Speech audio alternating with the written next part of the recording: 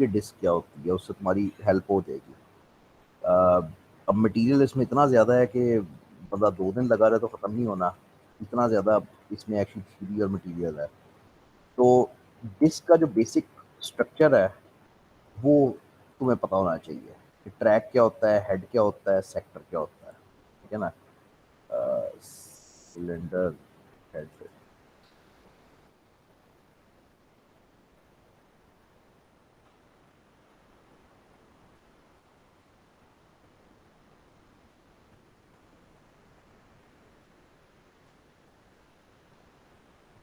ठीक है भाई, तो ये डिस्क का स्ट्रक्चर होता है कि हार्ड डिस्क जो है या फ्लॉपी डिस्क और हार्ड डिस्क में बड़ा थोड़ा सा फर्क है। फ्लॉपी डिस्क में सिर्फ एक प्लेट होती है, हार्ड डिस्क में ऐसी कई प्लेट्स लगी होती हैं, ये 3-4 प्लेट्स लगी होती हैं। अब इन प्लेट्स के ऊपर से जो डिवाइस डेटा पढ़ती है उसको हेड कहते हैं, ये हेड है, ठीक है।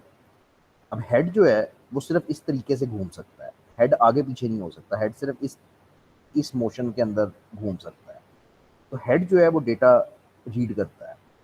अब डिस्क के ऊपर एड्रेसिंग ऐसे चलती है कि ये जो दायरे बने हुए हैं इनको ट्रैक्स कहते हो या सिलेंडर्स। फ्लॉपी डिस्क में ट्रैक कहते हो, हार्ड डिस्क में इसी को सिलेंडर कहते हो। ये जो पीले रंग का दायरा बना हुआ है ये एक सिलेंडर है।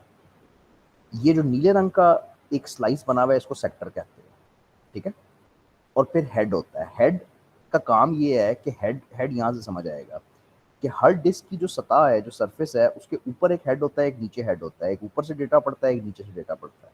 तो इन हेड्स के नंबर्स होते हैं, head 0, head 1, head 2, head 3, head 4, head 5।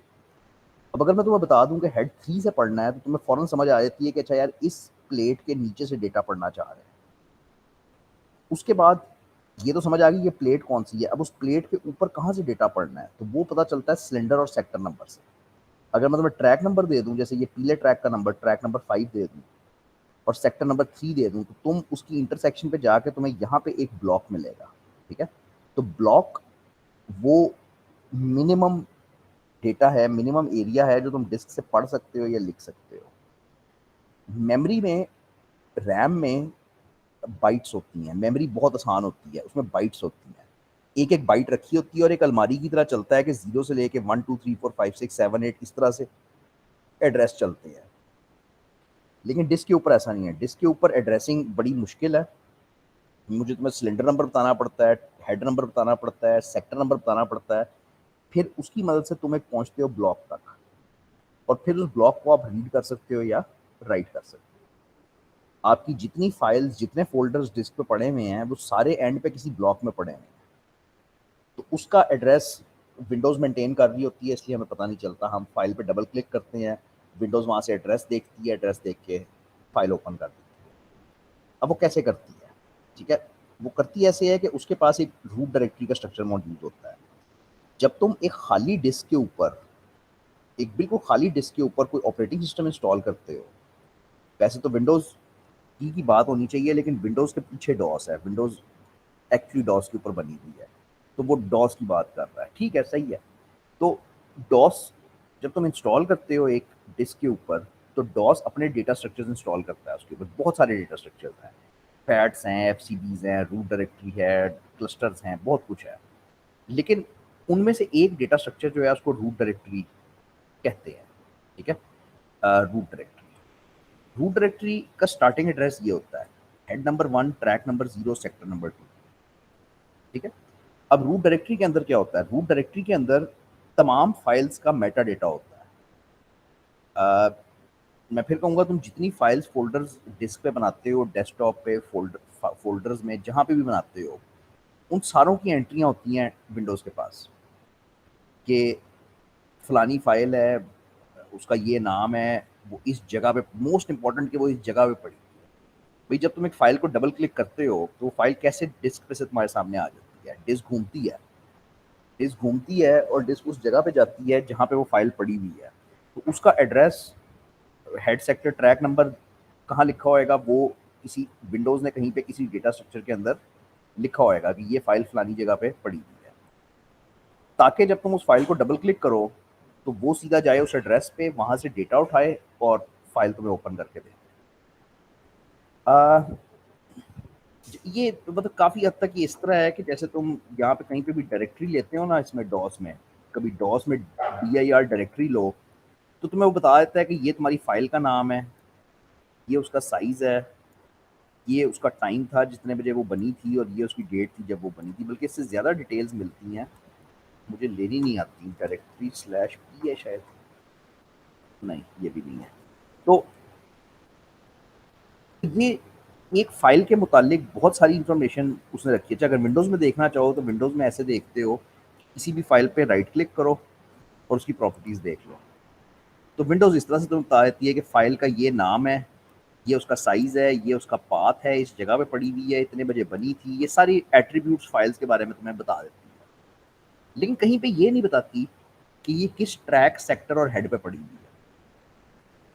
वो इन्फॉर्मेशन लेकिन मेंटेन वो कर रहा है, ज़ाहिर बात है वो मेंटेन कर रहा है, क्योंकि वरना मैं जब ये फाइल खोलूंगा तो वो किधर जाएगा डिस्क पे, उसको कहाँ से पता चलेगा कि किधर पड़ी है फाइल। तो ये सारी इन्फॉर्मेशन मेंटेन होती है एक डेटा स्ट्रक्चर में जिसको कहते हैं रूट डायरेक्टरी। रूट डायरेक्टरी का एड्रेस फिक्स है, वो 102 है। ये इसमें बहुत लंबी चौड़ी साइंस है।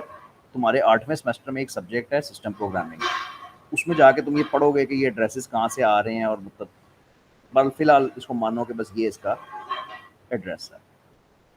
रूट डायरेक्टरी के अंदर पड़े होते हैं, रूट डायरेक्टरी में क्या होएगा, एंट्रियाँ होंगी सारी फाइलों की, कि फलानी फाइल है, फलानी फाइल है, फलानी फाइल है। वो हर एंट्री जो है उसको एफसीबी कहते हैं, फाइल कंट्रोल ब्लॉक। ठीक है, उस फाइल कंट्रोल ब्लॉक में बेसिकली ये उसका स्ट्रक्चर होता है। यानी मैं तुम्हें ये कह रहा हूँ कि वैसे तो अभी इसमें बहुत ज़्यादा डिटेल है, लेकिन अगर हम स्किप भी कर दें तो ये है कि root directory contains entries for each file folder. ठीक है, और each entry is called FCB file control block, और ये 32 बाइट की होती है। एक एंट्री जो है वो 32 बाइट की होती है। अब उस एंट्री के अंदर लिखा क्या होता है वो ये है, तो उस एंट्री के अंदर लिखा होगा कि फाइल का नाम क्या है, वो 8 बाइट्स पे लिखा होगा। लिखा होगा कि उसकी एक्सटेंशन क्या है, वो 3 बाइट्स पे लिखी होगी। फिर एक फ्लैग होता है। फ्लैग बेसिकली ये बताता है कि ये जो फाइल है ये हिडन है, सिस्टम है, आर्काइव है, ये किस किस्म की फाइल है। जैसे ये जो मैंने तुम्हें अभी दिखाया ना कि तुम किसी फाइल पे से प्रॉपर्टीज लेते हो, तो ये जो इन्फॉर्मेशन है ना, एट्रीब्यूट्स, ये रीड ओनली है, हिडन है, क्या चीज़ है, ये यहाँ से आती है डायरेक्टली, इस फ्लैग से आती है, ये फ्लैग में लिखी होती है। फिर रिजर्व्ड है, फिर क्रिएशन डेट टाइम है, लास्ट एक्सेस डेट टाइम है। ठीक है, ये अब ज़रा ज़रूरी है। ये स्टार्टिंग क्लस्टर नंबर होता है फाइल का, ये पॉइंटर है जो बताता है कि फाइल किस जगह पे पड़ी है। ठीक है, अब जब तुम एक फाइल खोलते हो तो विंडोज उसका एफसीबी खोलती है, ये वाला एफसीबी खोलती है, उसमें से देखती है कि फाइल किस जगह पे पड़ी हुई है, एड्रेस क्या है, उसका पॉइंटर क्या है, उस पॉइंटर पे जाती है और फिर वो फाइल तुम्हारे सामने आती है। अच्छा, यहाँ पे लिखा हुआ है स्टार्टिंग क्लस्टर। स्टार्टिंग क्लस्टर का मतलब ये है कि फाइल एक जगह पे इकट्ठी नहीं पड़ी होती, फाइल बिखरी हुई पड़ी होती है। ये सिर्फ स्टार्टिंग नंबर है कि पहला यहाँ पे है, फिर दूसरा कहीं और होएगा, तीसरा कहीं और होएगा, चौथा कहीं और होएगा। वो सारे ब्लॉक्स मिला के फिर इवेंचुअली पूरी फाइल बनती है। अब वो बाकी चेन सारी कहाँ होती है, वो फैट में होती है, उसको फैट कहते हैं, ये फाइल एलोकेशन टेबल। लेकिन ये शुक्र है कि तुम्हारे कोर्स में नहीं है कि वो चेन सारी तुम कैसे फॉलो करते हो। तो तुमने ये करना है कि तुमने रूट डायरेक्टरी पढ़नी है, रूट डायरेक्टरी पढ़ के उसके अंदर से एफसीबी निकालना है ये वाला, और एफसीबी निकाल के उसमें से फाइल पढ़नी शुरू कर देनी है कि फाइल में क्या लिखा हुआ है। अभी सारा काम करने के लिए हमें इंटरप्ट चाहिए, बायोस की सर्विसेज चाहिए जो ये काम करेंगी। तो इंटरप्ट 13 है जो डिस्क का इंटरप्ट है, बायोस का डिस्क का इंटरप्ट है। बहुत ही इंपॉर्टेंट है, मेरे ख्याल सबसे इंपॉर्टेंट है, क्योंकि ये वायरसेस की भी सारी जड़ यही बनती है। और अ, जब भी किसी भी सॉफ्टवेयर ने, किसी भी प्रोग्राम ने, किसी भी चीज़ ने जब डिस्क को एक्सेस करना है तो वो इसके ज़रिए से करेगा, इंटरप्ट 13 के ज़रिए से जाएगी। ठीक है, अच्छा इसकी सर्विसेज हैं, ये तो खैर रीसेट सर्विस है। रीसेट ये करती है कि वो जो डिस्क की जो मशीनरी है ना अंदर, उसको रीसेट कर देती है। यानी हेड अपनी जगह पे आ जाता है, ट्रैक्स अपनी जगह पे, मतलब रीसेट का मतलब है कि फिजिकली उसको रीसेट कर देती है। अब जो इंपॉर्टेंट है इसमें वो ये दो सर्विसेज हैं, 13 की सर्विस 2 और 13 की सर्विस 3। 2 रीड है और 3 राइट है, बात एक जैसी है बिल्कुल। अब करोगे क्या, तुम बायोस को कह रहे हो कि मुझे रीड सेक्टर करना है, मैंने एक सेक्टर पढ़ना है, तो अब तुम्हें क्या करना पड़ेगा कि तुम्हें उसका सेक्टर नंबर देना पड़ेगा, तुम्हें उसका हेड नंबर देना पड़ेगा और तुम्हें उसका सिलेंडर नंबर देना पड़ेगा। ये 3 पैरामीटर्स तुम इन रजिस्टर्स के अंदर डालते हो। भाई जब तुम बायोस को कह रहे हो कि मैंने डिस्क में से फलानी चीज पढ़, अच्छा बायोस को by the way files folders का नहीं पता होता, बायोस को कोई परवाह नहीं है ऐसी। बायोस को पता है कि मेरे पास ट्रैक्स हैं, सेक्टर्स हैं, हेड है, मतलब उसको डिस्क का स्ट्रक्चर तो पता है, फाइलों से उसका कोई लेना देना नहीं।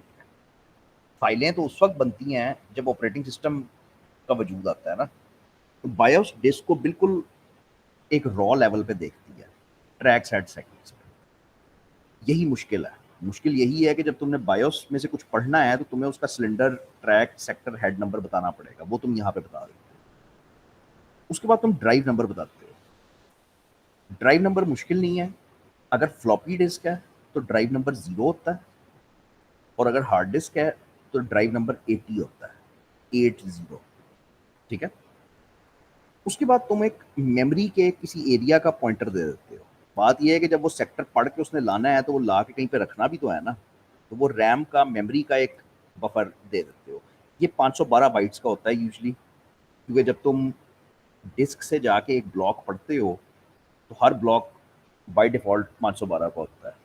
अच्छा आजकल नहीं होता, आजकल अपनी डिस्क पे चेक करना कि ब्लॉक साइज क्या है, तकरीबन 4 किलो, 4 MB, सॉरी 4 MB तक चल रहा है।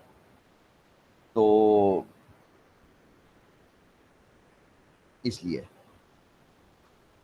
तो बेसिकली तुमने करना क्या है, तुमने डिस्क पे से एक सर्विस कॉल करनी है, उसको बताना है कि भाई फलाना सेक्टर, फलाना हेड, फलाना ड्राइव नंबर है, इसको पढ़ के ला के यहाँ पे रख दो, और वो डेटा सारा डिस्क से उठा के ला के मेमोरी में रख दो।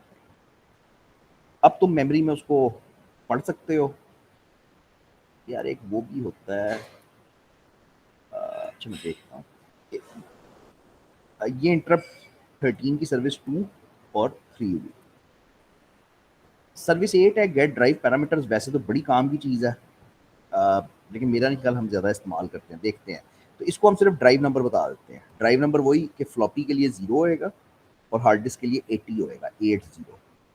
तो हमने उसको कहा कि ड्राइव के पैरामीटर्स ला दो। अब ये हमें क्या ला के देता है, ये हमें ला के देता है कि उस ड्राइव में टोटल सिलेंडर्स कितने हैं, टोटल सेक्टर्स कितने हैं, मतलब ड्राइव के पैरामीटर्स है ना, तो उस ड्राइव के बारे में हमें सारा इन्फॉर्मेशन ला के देता है कि इसमें मैक्सिमम हेड्स कितने हैं, सिलेंडर्स कितने हैं, ट्रैक्स कितने हैं।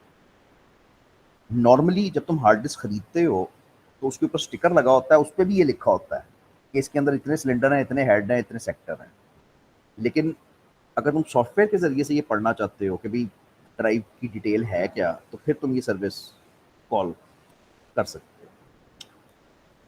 ये प्रोग्राम तुम नहीं चला सकते, सवाल ही नहीं है, क्योंकि इंटरप्ट 13 का कोई भी काम तुम नहीं कर सकते विंडोज़ में।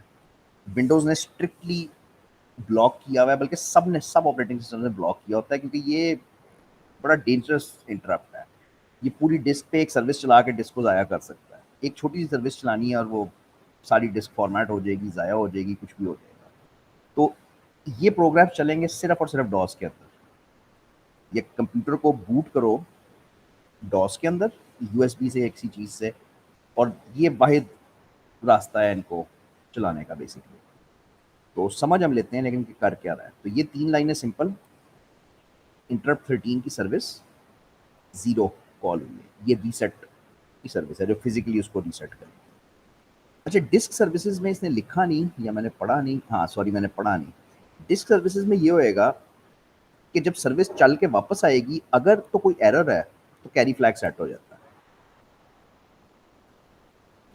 जब सर्विस चलती है तो दो ही सूरतें हैं ना, कि या तो सर्विस कामयाबी से चली है या नहीं चली। अगर तो कामयाबी से चली है तो कैरी फ्लैग 0 होता है, लेकिन अगर कोई प्रॉब्लम आई है तो कैरी फ्लैग 1 होता है।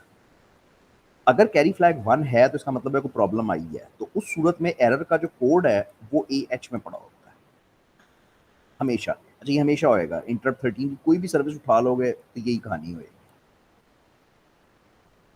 तो इसने सर्विस चलाई, सर्विस चलाने के बाद हमेशा ये कैरी फ्लैग चेक किया करेगा कि अगर कोई प्रॉब्लम आई है तो वो फिर एरर पे जंप कर जाएगा, उधर एरर हैंडलिंग करेगा। उसके बाद ये है जो असल इस प्रोग्राम की गेम है। इंटरप्ट 13 की सर्विस कॉल करता है 2। सर्विस 2 जो थी वो रीड की सर्विस थी कि एक सेक्टर पढ़ के लाओ, ठीक है। ड्राइव नंबर 0, वो डीएल में ड्राइव नंबर देना था ना 0, विच मीन्स फ्लॉपी से पढ़ रहा है। उसके बाद ये वो हेड सेक्टर ट्रैक नंबर है, ये जब ऊपर जाके देखोगे ना तो पता चलेगा कि ये 021 किसका एड्रेस है, ये रूट डायरेक्टरी का एड्रेस है। यानी जिस सेक्टर को वो रीड कर रहा है वो एक्चुअली रूट डायरेक्टरी है, वहां पे रूट डायरेक्टरी पड़ी हुई है। तो जैसे ये सर्विस चलेगी, ये उठा के सेक्टर में, ये कोई अरे है सेक्टर की 512 की होएगी, ये सेक्टर एक अरे बनाई हुई है 512 की, ठीक है। तो वो रूट डायरेक्टरी, देखो ना हुआ क्या है कि रूट डायरेक्टरी डिस्क पे पड़ी हुई थी, तुम्हें उसका एड्रेस पता था, 102 उसका एड्रेस था, तुमने सर्विस कॉल की और तुमने कहा कि 102 को पढ़ लो, तो वो रूट डायरेक्टरी को पढ़ के ले आया है और उसने रख दिया मेमोरी के अंदर, सेक्टर के अंदर, ठीक है। तो अभी तक ये हुआ है कि मेरे पास मेमोरी में अगर ये मेरा ये मेरी अगर सेक्टर की अरे है, फॉर एग्जांपल ये मेरी सेक्टर की 512 की अरे है,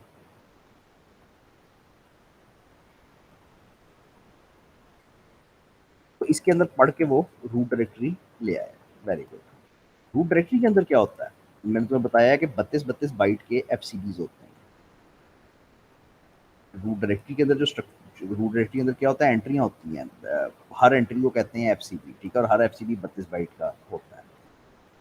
अब उस 32 बाइट में क्या लिखा हुआ है, उस 32 बाइट में ये लिखा हुआ है, ठीक है, ये सारा स्ट्रक्चर लिखा हुआ है। अब देखते हैं करता क्या है, पढ़ के तो ले आए हैं, तो अब देखते हैं करता क्या है। अब वो ये करता है, कहाँ तक है, यहाँ तक है, ये लूप चल रहा है,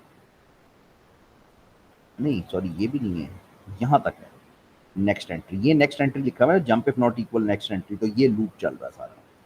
वो करता ये है कि डीआई को मूव करता है एंट्री नेम पे, एंट्री नेम अगेन कोई वेरिएबल उसने ऊपर बनाया होगा, एसआई को मूव करता है सेक्टर पे, काउंटर में डालता है 11, और कमांड है rep movs B. Movs B क्या करती है, मूव्स बी ये करती है कि सोर्स इंडेक्स से उठाती है और डेस्टिनेशन इंडेक्स पर रख देती है, इतना डेटा रखती है जो काउंट में लिखा होता है। तो बेसिकली वो ये कर रही है कि सेक्टर में से 11 हरफ पढ़ के, पहले 11 हरफ सेक्टर में से पढ़ के एंट्री में डाल रही है। अब गेम ये है कि इसमें जो पहले 11 हरफ होंगे वो एक्चुअली होएगा क्या, पहले 8 पे फाइल का नाम होता है, उसके बाद 3 पे फाइल की एक्सटेंशन होता है। तो उसने पहली एंट्री में से फाइल का नाम निकाला और फाइल की एक्सटेंशन, ये पहले 11 हरफ उसने निकाल लिए, और 11 हरफ निकाल के उसने एक वेरिएबल में डाल दिए जिसका नाम उसने रखा था एंट्री नेम, ये एंट्री नेम था, मतलब वो वाला। अच्छा, अब उसने 21 की सर्विस 9 कॉल की, ये तुम्हें याद होएगा स्ट्रिंग प्रिंट करने की सर्विस थी, पिछली दफा पढ़ा था, स्ट्रिंग प्रिंट करना चाहते थे हम। तो उसने वो एंट्री स्क्रीन पे प्रिंट करवा दी, वेरी गुड, जबरदस्त हो गया। अब bx में ऐड करता है 32, ये बड़ा इंपॉर्टेंट है। bx शुरू में कहाँ पे है, सेक्टर पे, यानी bx फिलहाल पॉइंट कर रहा है यहाँ पे स्टार्ट पे। जब उसमें 32 ऐड करेगा तो होएगा क्या, bx अगली एंट्री पे आ जाएगा, क्योंकि हर एंट्री 32 की है। अच्छा, अब अगली एंट्री पे आएगा, अब लूप घुमा देगा, तो इसको करने के बाद अब लूप घुमा देगा। लूप घुमाएगा तो क्या होएगा कि अब दोबारा वो 11 हरफ पढ़ेगा अगली एंट्री के, उनको एंट्री नेम में डालेगा और उनको स्क्रीन पे प्रिंट कर, फिर 32 ऐड करेगा, विच मीन्स अब ये तीसरी एंट्री पे आ जाएगा, फिर लूप घुमाएगा, फिर 11 उसके पहले हरफ पढ़ेगा। तो बजाय इसके कि वो पूरी एंट्री पढ़ के उस पूरी एंट्री के ऊपर काम करता, उसने तुम्हें सिर्फ करके ये दिखाया है कि वो सिर्फ एंट्रियों के नाम उठा के स्क्रीन पे प्रिंट करवाता जा रहा है, और बस दैट्स इट, ठीक है ना। अब इसमें बेतहाशा डिटेल है जो इसमें नहीं है, मतलब इस किताब में नहीं है, इसको समझने के लिए, इसको सही तरह से समझने के लिए, मतलब इसको टू मच डिटेल है इसके पीछे। खैर, अब जितना तुम्हारी बुक में है उतना ही रखो प्लीज़ इसको, इससे ज़्यादा ना करो। अगला टॉपिक है एक्सटेंशंस, ये अब उससे भी मुश्किल है। तो प्रॉब्लम ये थी कि as we see we use int 13 to access this, ठीक है जी। वी प्रोवाइड सिलेंडर हेड और sector number in 8-bit registers। दिखा नहीं रहा, अभी जब मैंने देखा था जो सर्विसेज थी सारी इंटरप्ट 13 की, उनको आप CHS एड्रेस देते थे ना, ये सिलेंडर हेड सेक्टर एड्रेस देते थे, इसको CHS एड्रेस कहते हैं फॉर श्योर। तो ये सारा एड्रेस आप 8-8 बिटों के रजिस्टर में देते थे। यानी सिलेंडर नंबर आप 8 बिटों में लिख सकते थे, हेड नंबर आप 8 बिटों में लिख सकते थे, सेक्टर नंबर 8 बिटों में लिख सकते थे। वक्त के साथ साथ ये हुआ कि manufacturers started creating huge disks with millions of heads। वो अगर हेड नंबर तुम 8 बिटों में लिख सकते हो, यानी हर चीज तुम सिर्फ 8 बिटों में लिख सकते हो ना, तो 8 बिटों में जो मैक्सिमम नंबर आ सकता है, max number that can be stored in 8 bits, कितना है वैसे तो पता होना चाहिए। मैं बाइनरी में 8 बिटों में 4 4 4, ये इससे ज्यादा बड़ा नंबर मैं नहीं लिख सकता 8 बिटों में, ठीक है, तो ये 255 बनता है। तो जो मैक्सिमम नंबर तुम 8 बिटों में लिख सकते हो वो 255 है। यानी बेसिकली तुम cylinder number, maximum cylinder number कितना हो सकता है, 255, बस इससे बड़ा हो ही नहीं सकता। लेकिन वक्त के साथ साथ ये हुआ कि मैन्युफैक्चरर्स ने डिस्क बनानी शुरू कर दी जिनमें हजारों हेड्स थे। अब क्या करें हम, हमारे पास अब वो फिजिकली डिस्क तो बन गई है उसके अंदर, लेकिन उसकी अगर मैंने 700वें सेक्टर पे जाना है तो मैं नहीं जा सकता, मेरे पास जगह ही नहीं है कहीं पे सेक्टर नंबर लिखने की। तो to overcome this limitation, interrupt 13 extensions were developed. उनको एक्सटेंडेड सर्विसेज भी कहते हो। गूगल पे सर्च करोगे तो कहीं पे एक्सटेंडेड सर्विसेज लिखा होगा, कहीं पे एक्सटेंशन लिखा होगा। ये है क्या, 13 की सर्विस 2 थी ना पहले रीड, तो अब होएगी 13 की सर्विस 42। तो 2 को सिर्फ रीड कहते हो और 42 को कहते हो एक्सटेंडेड रीड। इसी तरह 13 की सर्विस 3 थी पहले, तो अब हो जाएगी 13 की सर्विस 43। ये खाली राइट थी, ये एक्सटेंडेड राइट है। यानी जब भी कोई एक्सटेंडेड राइट कहेगा तो मैं समझ आ जाएगी अच्छा ये एक्सटेंडेड सर्विसेज यूज हो रही है। एक्सटेंडेड सर्विसेज में ये किया गया कि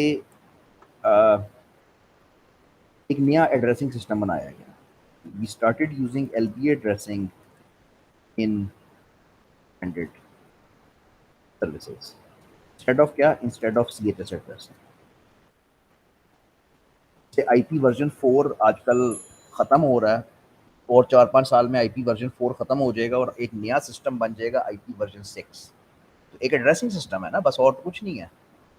तुम्हारी डिवाइस को कोई चेंज नहीं होएगा, किसी और चीज़ में कोई चेंज नहीं आएगा, सिर्फ ये है कि तुम्हारे जैसे तुम्हारे घर का एड्रेस पहले लिखा हुआ था 1 2 3, नहीं, हाँ, पहले लिखा हुआ था हाउस नंबर 4, स्ट्रीट नंबर 10, मोहल्ला नंबर 11। पहले तुम्हारा एड्रेस इस तरह लिखा हुआ था, हो सकता है अब तुम्हारा एड्रेस चेंज होकर इस तरह हो गया होगा 123 इकबाल ब्लॉक। तो एड्रेसिंग सिस्टम घर नहीं चेंज हुआ, कुछ नहीं चेंज हुआ, सिर्फ उसको एड्रेस करने का उसका तरीका चेंज हो गया। तो बजाय इसके कि हम CHS अब यूज करें, अब हम LBA यूज करते हैं। LBA डिटेल तो बड़ी है लेकिन very simply is a linear address like RAM. ये बिल्कुल इसी तरह से है कि जिस तरह से पहले सेक्टर नंबर अलहदा, ट्रैक नंबर अलहदा और हेड नंबर अलहदा बताना पड़ता था, अब ऐसे नहीं है। अब हम सिर्फ एक एड्रेस देते हैं, हम कहते हैं 2015, ये LBA एड्रेस है। अब इसमें कोई सेक्टर नहीं है, कोई ट्रैक नहीं है, कुछ नहीं है। डिस्क के ऊपर तो मौजूद है ट्रैक हेड सेक्टर, लेकिन उनको एड्रेस करने का तरीका चेंज हो गया। तुम्हारा घर अभी भी गली नंबर 10 मोहल्ला नंबर 11 में ही है, लेकिन उसके ऊपर तख्ती लग गई है 123 नंबर। एक एड्रेस करने का उसको तरीका तब्दील हो गया। तो हम यूज करना शुरू हुए अब LBA, जो ये लीनियर एड्रेस है। ये तुम्हारे घर वाली मिसाल इसमें बहुत आइडियल है, क्योंकि वो ट्रैक सेक्टर हेड को छोड़ के हम एक लीनियर नॉर्मल एड्रेस यूज करना शुरू हो गए। तो LBA address is encapsulated within a DAP, disk address packet, provided to int 13 extended services। भाई पहले int 13 आया डिस्क को एक्सेस करने के लिए, अभी भी है, अभी भी चलता है। उसमें प्रॉब्लम ये थी कि सिर्फ हम मैक्सिमम नंबर 255 एड्रेस लगा सकते थे। तो ज़ाहिर बात है ये छोटा पढ़ना शुरू हो गया, तो हमने कहा कि हम int13 की एक्सटेंशंस बनाते हैं। उसने int13 की एक्सटेंशंस बना दी, लेकिन एक्सटेंशंस अब एक नया एड्रेस इस्तेमाल करती है, एक नए तर्ज का एड्रेस इस्तेमाल करती हैं जिसको LBA कहते हैं। अब तरीका ये होता है कि उस LBA एड्रेस को बंद किया जाता है एक डेटा स्ट्रक्चर के अंदर जिसको DAP कहते हैं, डिस्क एड्रेस पैकेट। और ये डिस्क एड्रेस पैकेट प्रोवाइड किया जाता है int13 की एक्सटेंडेड सर्विसेज को। तो अब जब तुम int13 की कोई भी एक्सटेंडेड सर्विसेज सारी 40 से शुरू होती हैं, 40 से। तो 42 रीड है, 43 राइट है, एक्सटेंडेड राइट कहते हो, एक्सटेंडेड रीड कहते हो। अब इसको देना क्या है तुमने? कोई CHS एड्रेस नहीं देना, इसको कोई तुमने सिलेंडर नंबर, हेड नंबर नहीं बताना, कुछ नहीं। इसको तुमने सिर्फ एक डिस्क एड्रेस पैकेट का एड्रेस देना है, पॉइंटर देना है, बस खत्म। उस डिस्क एड्रेस पैकेट के अंदर बाकी सारी कहानी लिखी हुई है, किस एड्रेस पे जाना है, कितना पढ़ना है, क्या करना है। हाँ, कि इसके बगैर ये हो नहीं सकता था। उसने तुम्हें डिस्क एड्रेस पैकेट का स्ट्रक्चर भी दिखाया है। मैं सोच रहा था कि दिखाएगा या नहीं, लेकिन इसके बगैर हो नहीं सकता था। तो डिस्क एड्रेस पैकेट कैसे बनता है? उसमें सबसे पहली बाइट साइज होती है, उसके बाद एक बाइट रिजर्व्ड, उसके बाद ये है कि कितने ब्लॉक्स ट्रांसफर करने हैं, उसके बाद पॉइंटर है कि मेमोरी में कहाँ पे पॉइंट करना है, और ये most important quad word. Quad word उसका साइज है नहीं 4 वर्ड्स, ये 8 बाइट्स बन गई। तो यहाँ पे LB एड्रेस लिखा होता है कि किस ब्लॉक से पढ़ना है और कितना पढ़ना है।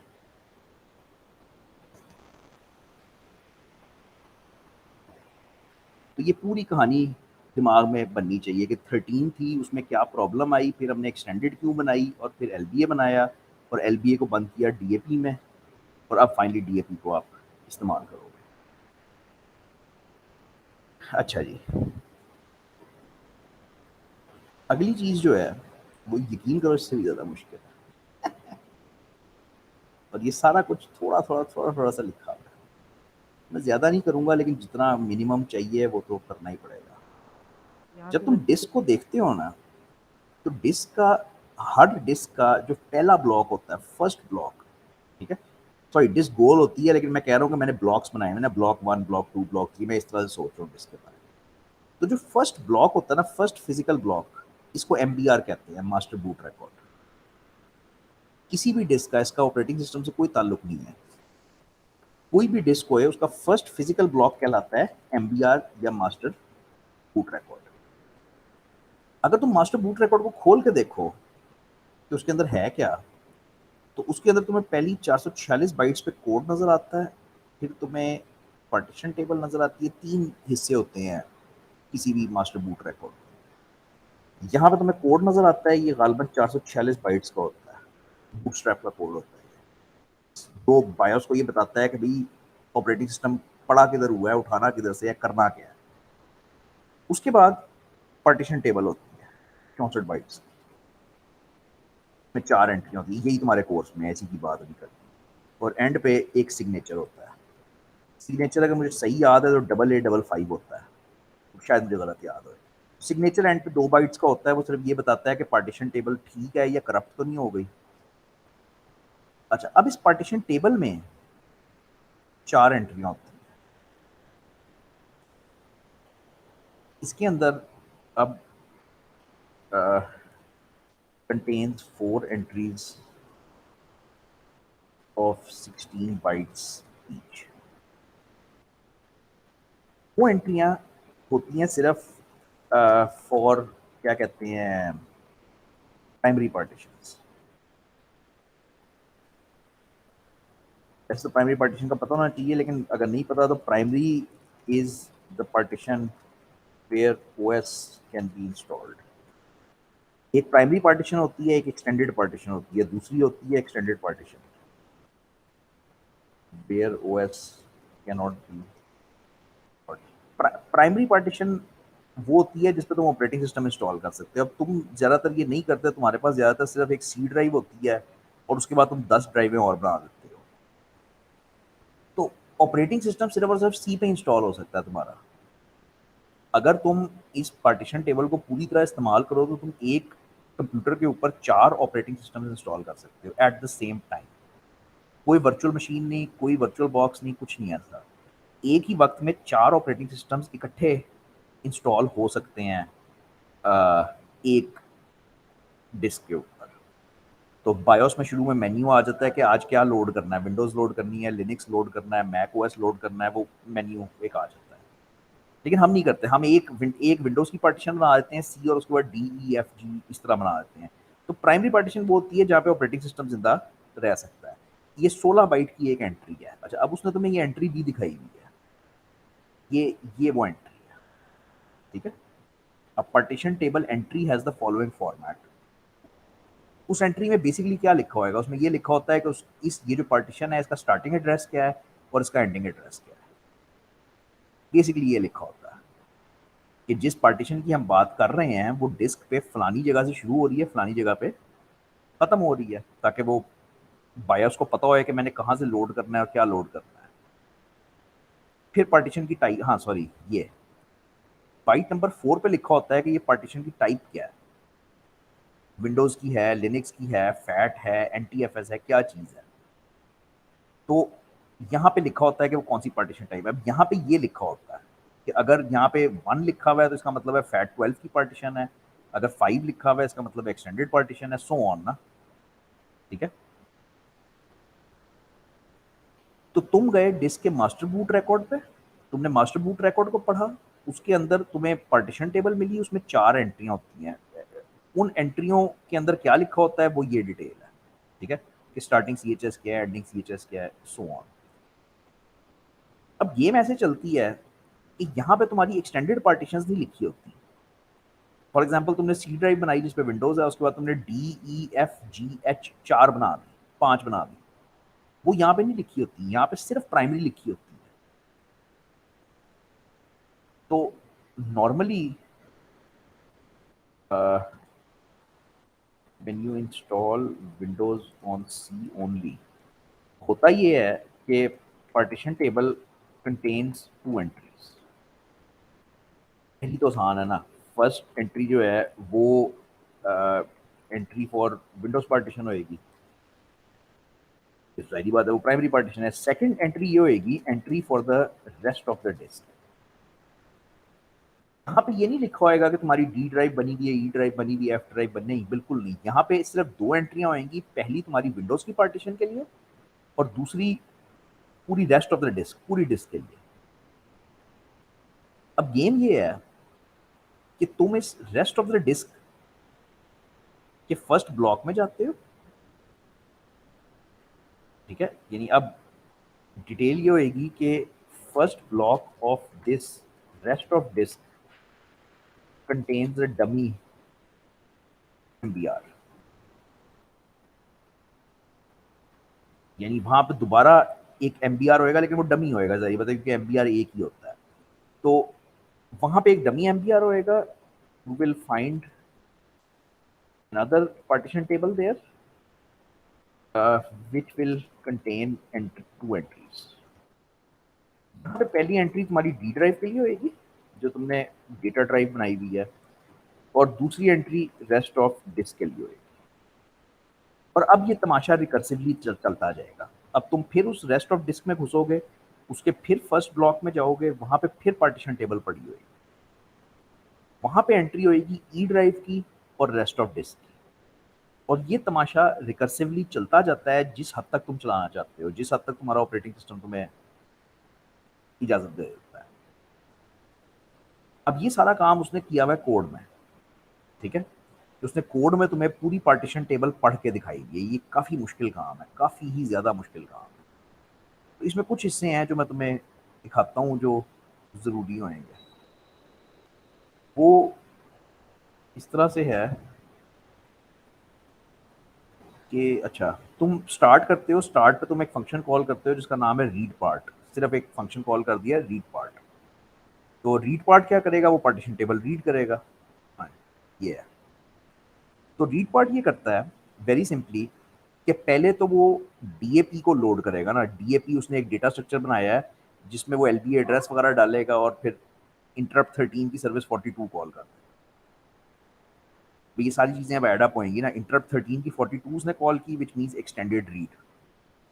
एक्सटेंडेड रीड करने के लिए उसको डीएपी बनाना था, तो ये पहले उसने डीएपी बनाया सारा। अब वो पढ़ के क्या लाया है, कौन सा सेक्टर पढ़ के लाया है, वो तुम्हारा मास्टर बूट रिकॉर्ड एमबीआर पढ़ के लाया।